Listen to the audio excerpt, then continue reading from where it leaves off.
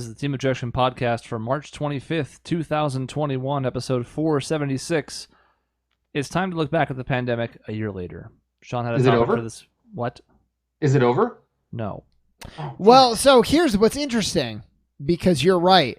But I was listening to the radio, not the Republican kind this time, sports radio. Oh, what? And everything is so like March Madness. Everybody wants to make brackets of everything under the sun.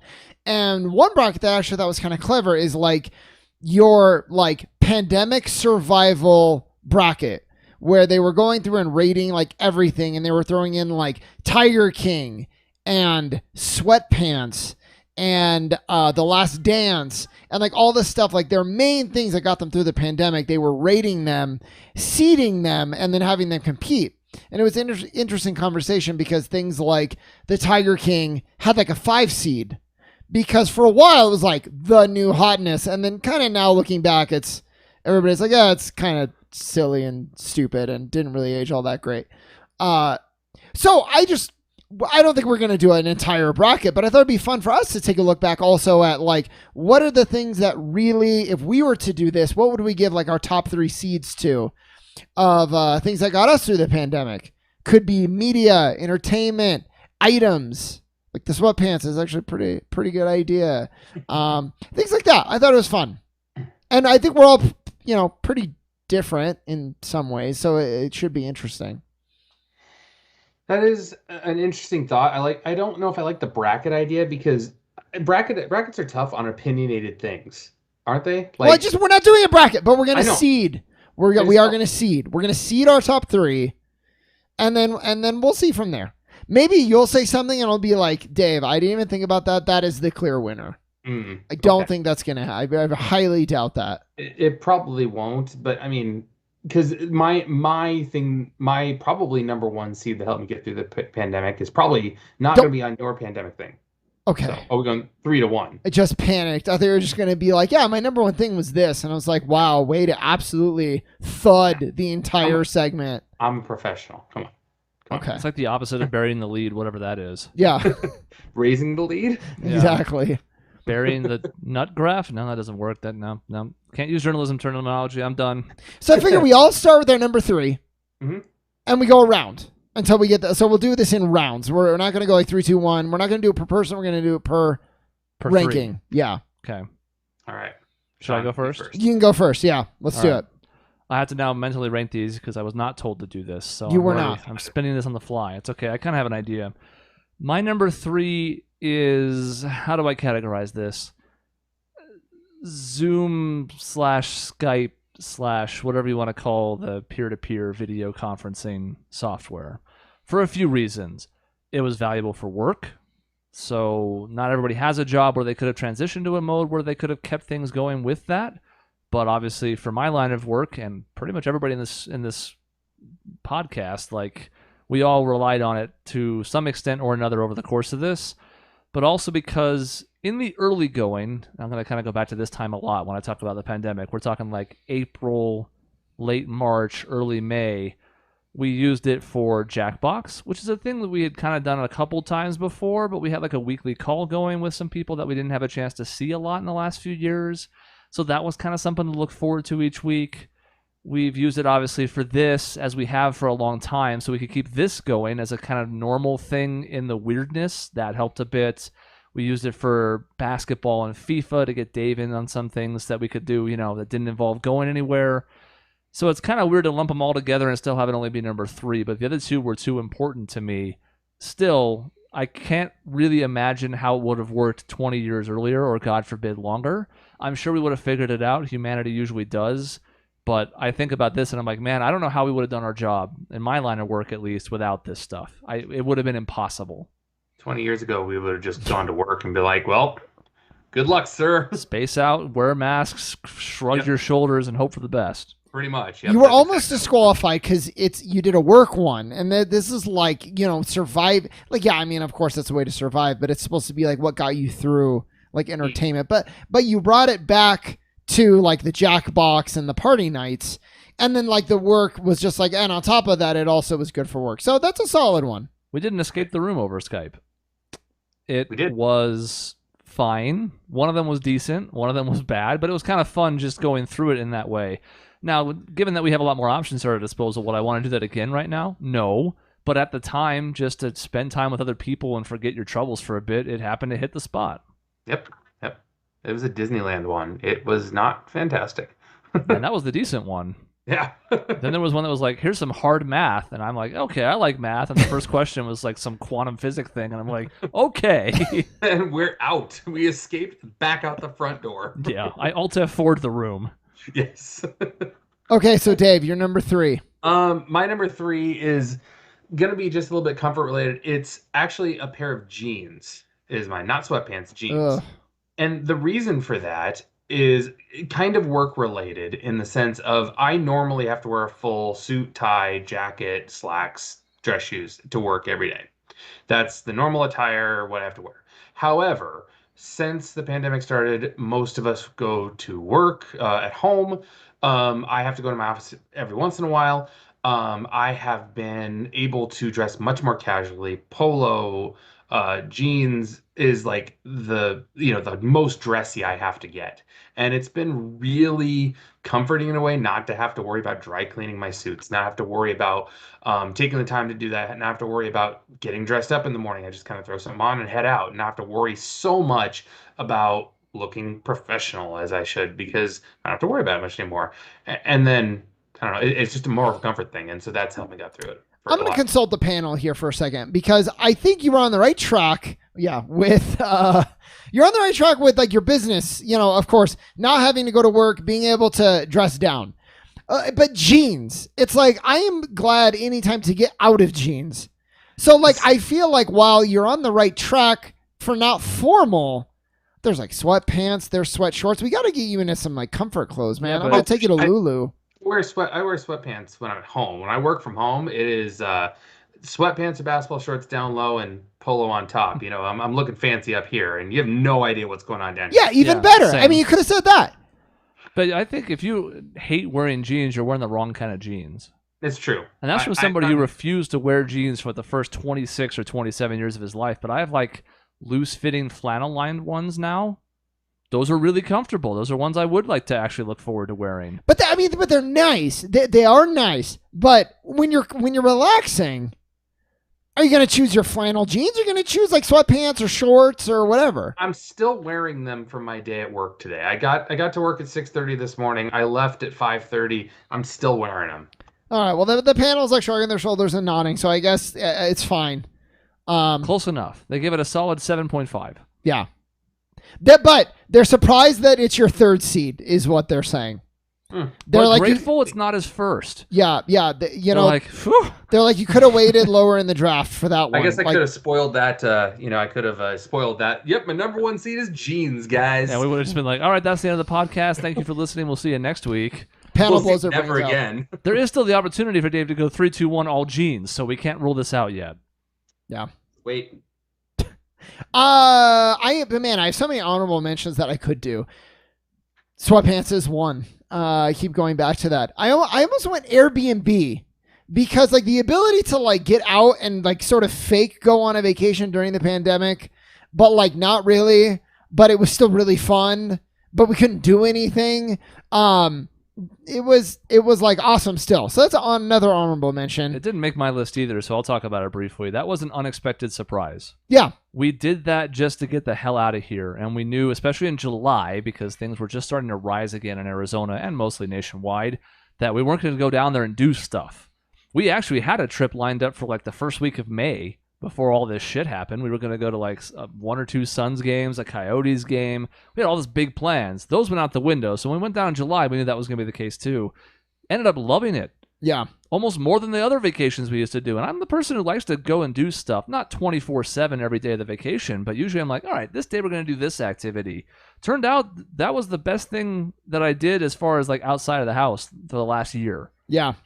And now we're doing it again. And we've done it. We did it again since then, and we're doing it another time. And I'm extremely looking forward to it. Yeah, me too. And it's great. And what I liked about it, and why I had to at least put an honorable mention, was because like pandemic you don't associate with like vacation. So saying like Airbnb, people are like, what? That doesn't even make sense. Mhm. But we literally like went to the house, did not do almost anything. I think we did frisbee golf, because you're super spread out. You're not even going to see anybody. You're outside. But it was just mentally, don't underestimate just getting out of your like house. Even in a different house that you're not really doing anything. So that's there. Airbnb. Really cool.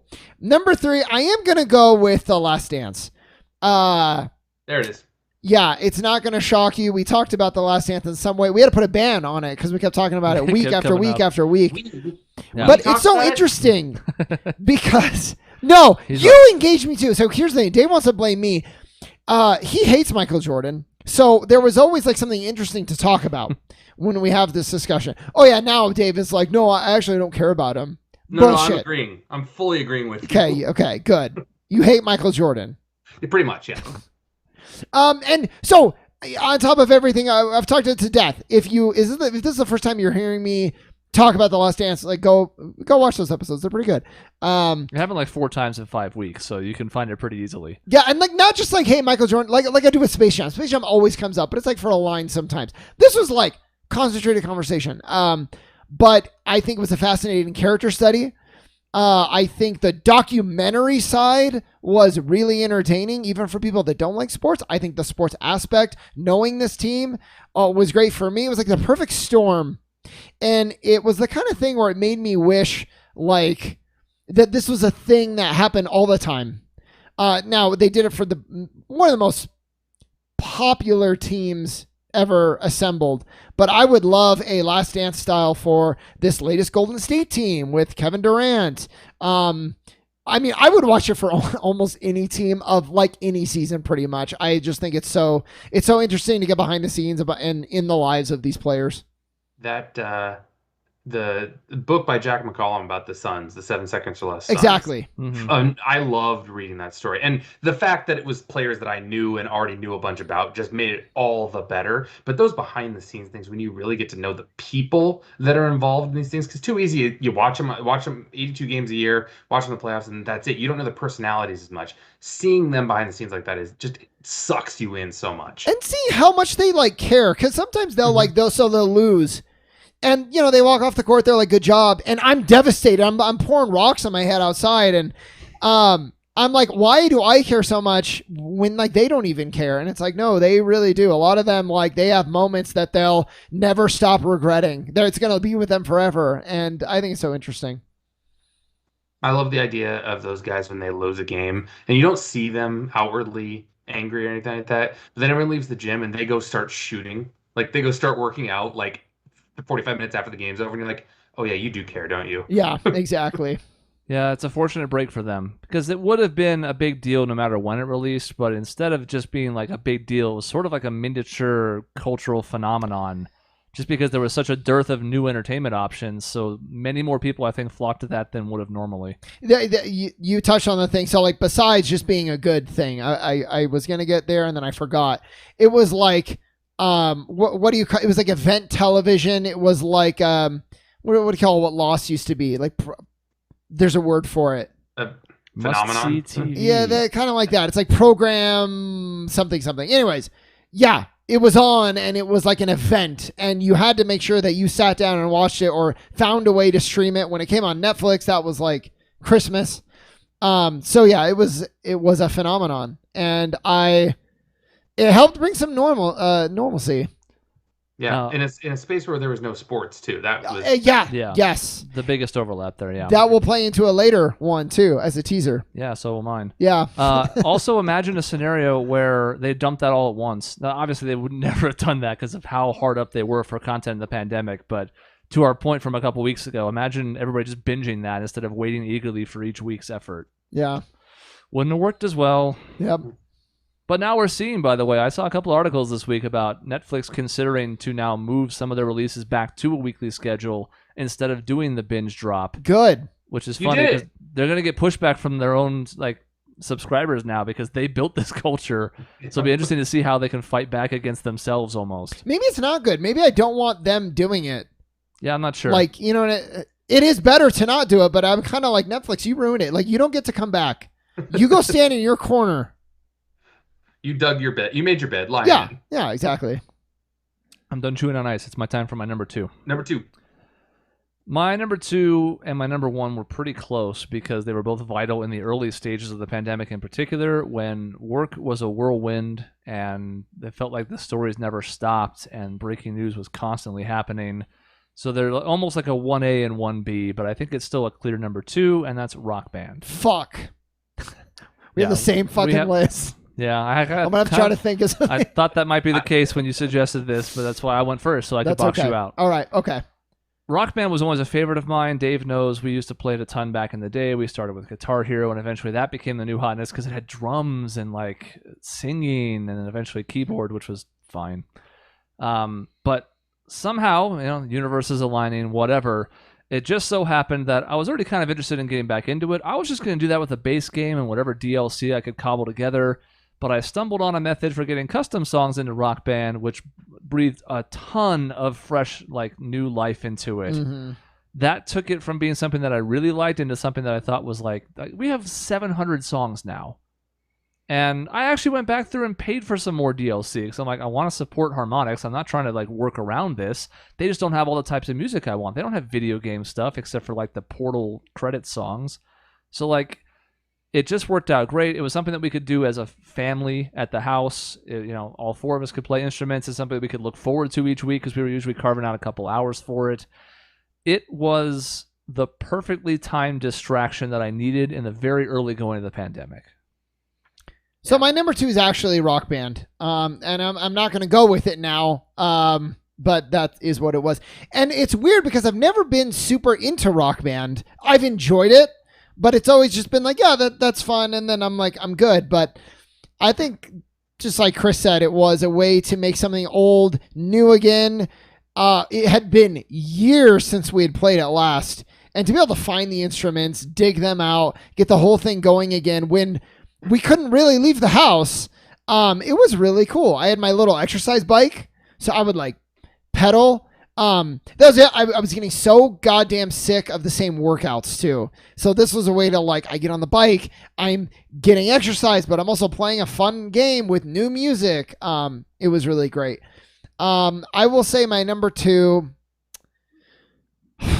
What do you think? I have one last thing about Rock Band. Yeah, go ahead. I did it too.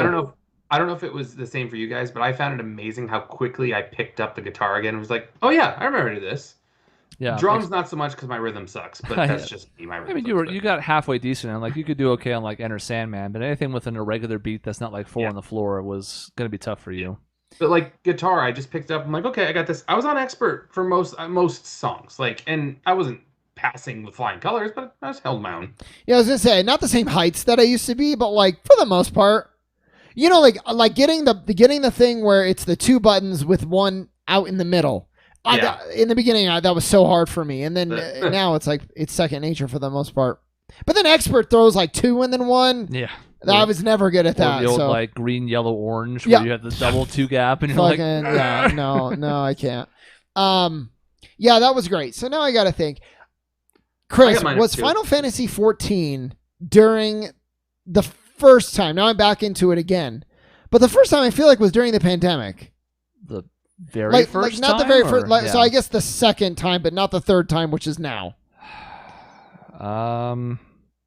It wasn't, or was it after? I think it had to have been during the pandemic because Doug built your PC during the pandemic. Exactly. We talked about it at the house that we rented that we mentioned as your honorable mention. So it had to have been like August or July-ish that you picked it up, played it a bit, and then came back to it again like a month ago. You make a great point. I'm going with my PC for my number 2 because it allowed me to do Final Fantasy 14, which is really fun. It's probably the best MMO out there. But also...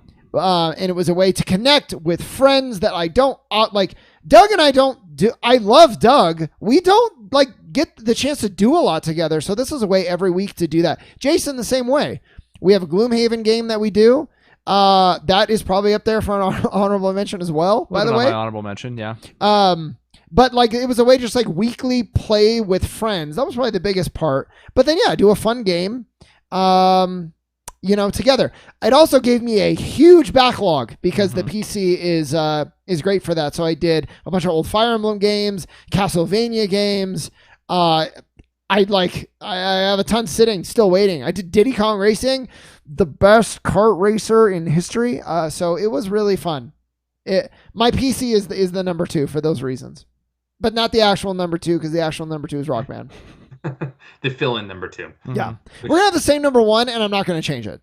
Well, hopefully I'm not stealing your number 1, but I would be surprised.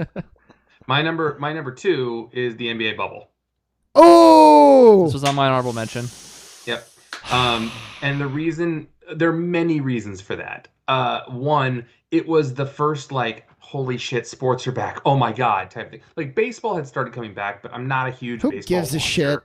But this was like, oh man, look at this experiment, let's see how this goes. Like, this is going to be amazing to watch. Like, we've never seen anything like this before. Are they going to finish it? I don't know. And then it went through without a hitch, no cases throughout the entire thing. The Suns there was as many cases as the Suns lost games, which was fantastic.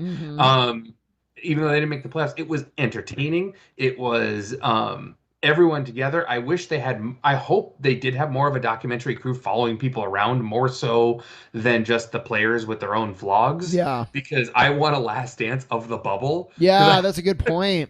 But overall, it felt so normal to talk to you guys about the Suns. When Chris texts me and says, yo, let's fucking go, because Devin Booker just hit a game winner over the Clippers, was like, oh, thank you. I missed this so much. Yeah. And that just helped feel normal. That's a strong 2 seed, by the way. That's a really good one. The judges are actually standing up and slow clapping right now. I forgot. You have redeemed yourself. That might have been on my list somewhere had I really remembered that. That's a really good point. But for all the reasons you said, first, basketball being back, so it felt so foreign. I would have watched the whole bubble if the Suns weren't even in it. It was so entertaining and interesting.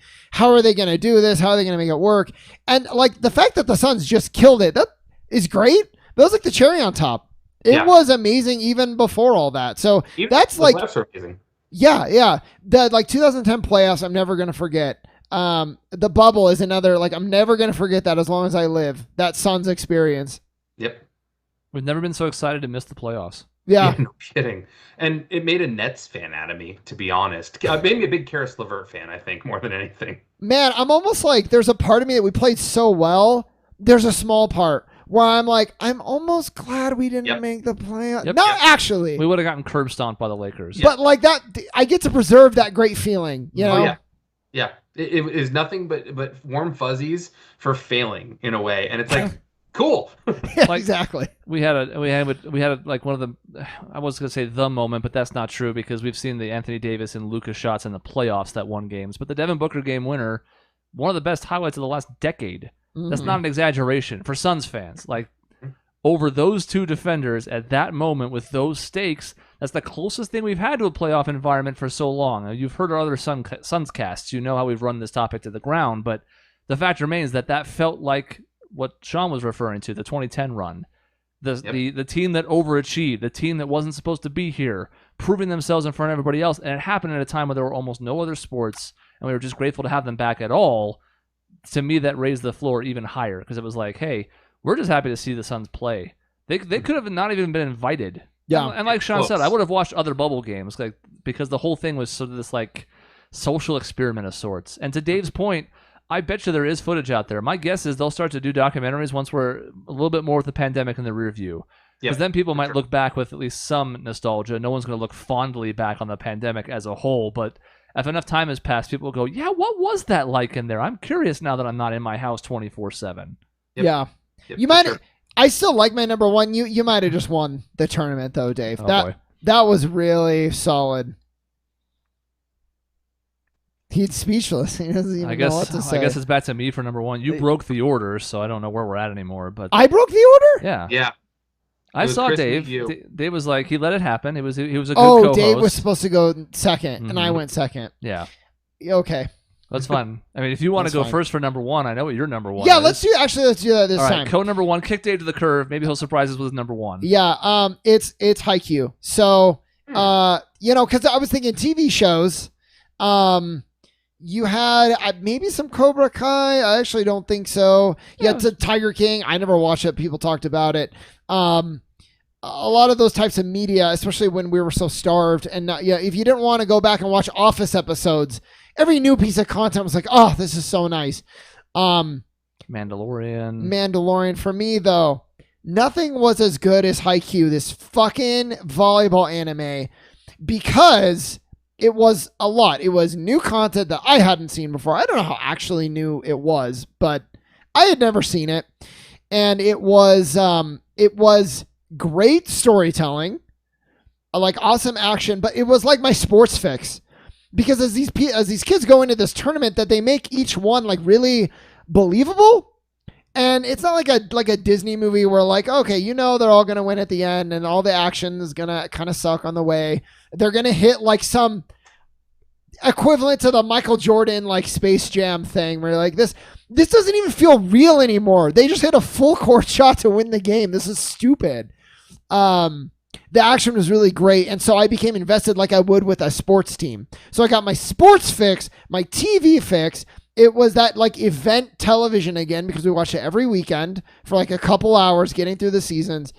There was nothing like it, and I am grateful to that opportunity to be able to watch it with my roommates, my family here. It was great.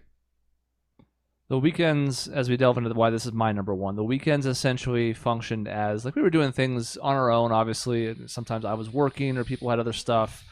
Occasionally there were workouts in the mix, whatever. But usually every week, one of the 2 days, it would be that and Rock Band in conjunction. We would plan on making food. Like we would go to the store. That was a weekend trip thing. So we would go in one car. Yeah, that was get all the stuff for the week. Enthralling, terrifying at the time. To me, that's what's going to stick out the most, more than anything. I can't put it on my list because it wasn't something I was especially fond of. But those memories of like haunted feeling grocery stores will be something that resonates with me for the rest of my life, just because it's like, this is weird. Yeah.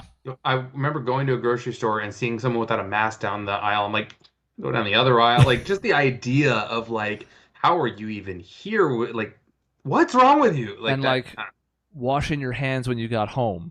Washing the groceries when you got home. Washing your clothes when you got home. Because we didn't know as much about the virus then as we do now, about how does it spread through contact. Remember, there was like a 5-6 week span where it was like, if somebody coughs on a countertop and you touch that countertop, you could be at risk. They were saying the contact for a while was worse than the air, which is crazy. Yeah. I literally came home from my office when I had to go in, and Courtney made me take a shower before we have a shower right inside the garage door at my house. I had to go into the shower, take a shower, and she'd throw a pair of clothes at me and like wash the clothes that I was at work with. Yeah. Like, I'm not even around anyone.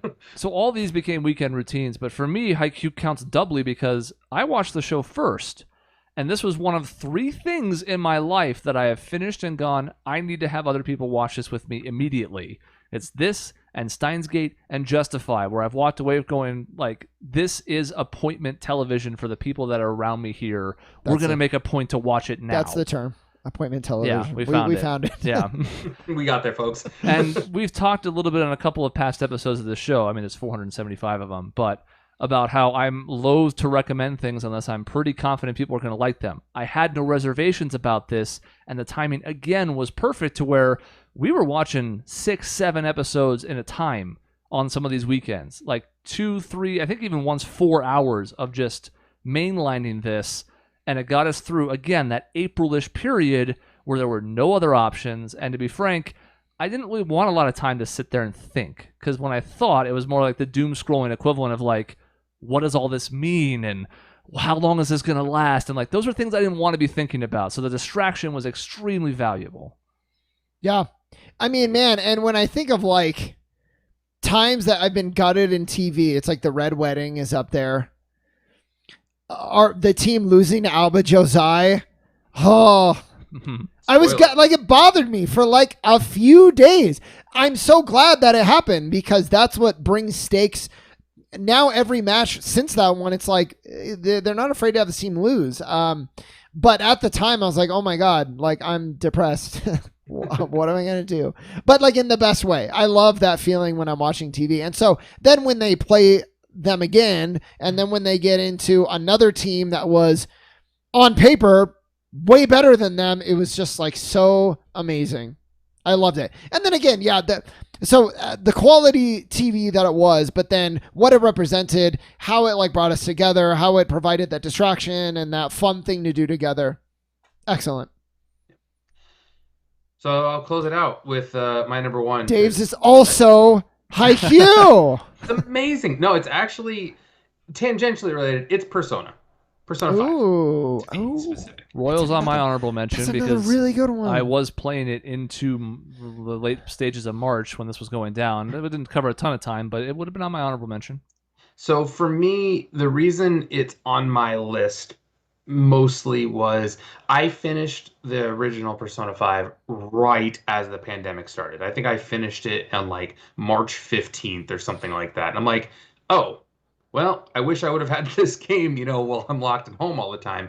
But what it did for me was, one, give a connection to you guys of something that I have never really delved into before, but, kind of more of the JRPG type of thing. So I was really happy to have that connection, helped feel a connection with you guys and have something else to talk about. I dove into all sorts of YouTube videos about it, memes about it that I've never seen before, and just more of an appreciation overall. Like I've watched Haikyuu with you and enjoyed it type of thing. It's kind of got that foot in the door for me into a whole new breadth of media that I haven't necessarily opened myself up for. Besides the fact it's a fantastic game, and then Persona 5 Royal I played, in obviously throughout the pandemic as well. Once I had the chance to play that, it's been a source of inside jokes for me and my wife because she's watched me play it enough. And if she says anything even remotely questionable, I just, for real, I just do that to her. We know what it means. It's totally fine. I tell her to go to bed because it's late. Bed. That's the lasting one. I'm gonna buy that same shirt that Maisie has. Yeah. I'm pretty sure it Yeah, gives I gotta send you a link to that. I think I said I would at one point, and Courtney said she'd totally wear that, so it's great. But like overall, it has felt, as dumb as it sounds, like this stupid group of characters have almost been little friends, kind of helping me through shitty times in the past year. Yeah, I mean Royal. I feel I was doing Royal when you were, well, not exactly, but for me the game is Royal, and I was staying up till like 3 a.m. I had meetings at 8 a.m. the next day. I didn't care. I just, and for a lot of the same reasons that you said, it's because I knew you both were playing it too.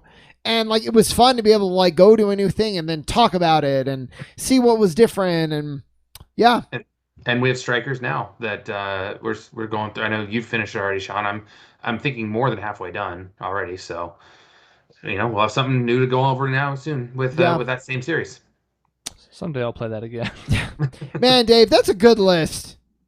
The panel is really, they're seriously considering giving you the win. They can't get over Jeans. No, actually, I have to disagree. I think the panel is appreciative more of Jeans now because it was just like a feint. Yeah, It was like a setup. It was like, oh man, is Dave gonna go like Jeans, steak, and money in his fucking top 3? Is that how this is gonna go? And then he threw him a curve, and they hit really like 2 big time home runs after that. So they appreciate the journey he took them on over the 3 picks. That's fair. They liked the way you changed your top 3 on the fly. So they gave you a lot of bonus marks, but they gave him the trophy. Well, it's interesting. The common theme is clearly, a thing can be really good, and that's great, but it's kind of how did it connect you? How did it distract you? And what was like the larger implication during this really challenging time? And so that's pretty cool. Yeah. Wow, this is the first time I've ever had you guys like be proud of me. And well, it's the first time you've ever done anything good.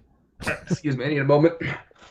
God, he just fake cried at the end of the FIFA recording we did before this, and now we're going. I know, it's twice today. The judges are looking at each other a little nervously. They're like, I don't know. They're like, did we make a right call? Act like you've been here before. What have we done? Yeah.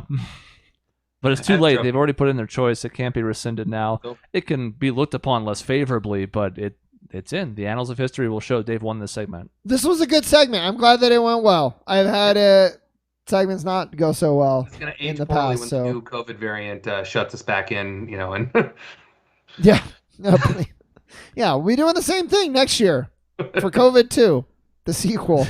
Electric Boogaloo. Yeah.